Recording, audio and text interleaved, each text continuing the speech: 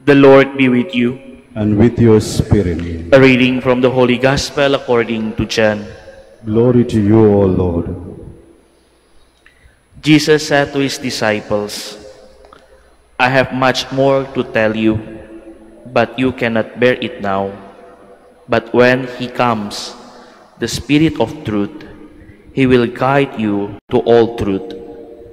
He will not speak on his own, but he will speak what he hears, and will declare to you the things that are coming. He will glorify me, because he will take from what is mine and declare it to you. Everything that the Father has in mind. For this reason I told you that he will take from what is mine and declare it to you. Brothers and sisters, the Gospel of the Lord. Praise to you, Lord Jesus Christ. Please be seated. Good morning and welcome to the Minor Basilica, Our Lady of Rosary of Manaoag.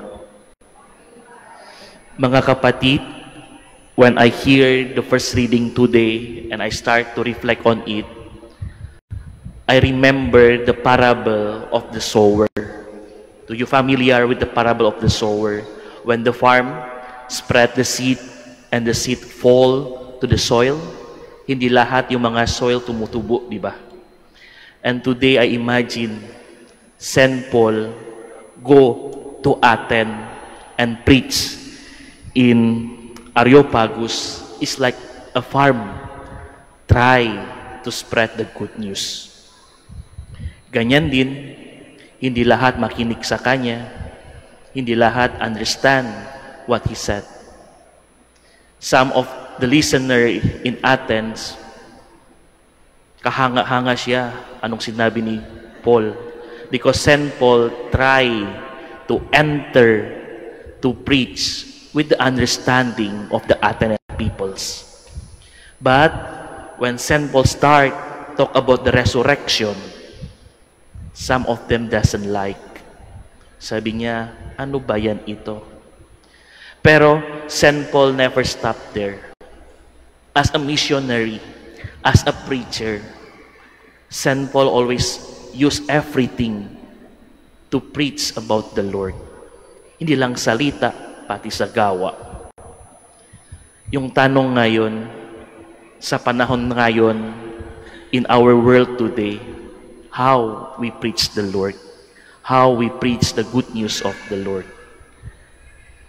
The first reading, we can say, is the greatest missionary journey of Paul when he preached to the Athenians, to the Gentiles. St. Paul can use the understanding of the philosopher and quote many things to explain about the good news. The challenge now for us as the follower of Christ, paano tayo to spread the good news of the Lord, to share the gospel of the Lord to people around us. Sometimes, we are become someone different in the world when we talk about the truth. When we spread the good news, people doesn't like to hear it because sometimes the truth is painful. When we talk about the truth, sometimes people far from us. But remember, even in the gospel, the Lord will send the Spirit of the truth to accompany us. The Lord will send the Holy Spirit to give us strength to say the truth. Yes, we will look different with other people. Yes, people doesn't like us. But remember, we always hold to the truth. We always tell the truth to everyone. Sabi ko kanina, yung katotohanan ay may sakit. Yung truth is painful. But we need to tell the truth to everyone. Because our Lord always tell us to show what is the truth in our life. As we continue our Mass today, as we ask the Lord to help us to become a witness of His Word.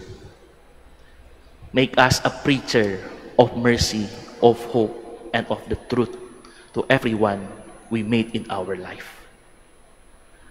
Amen.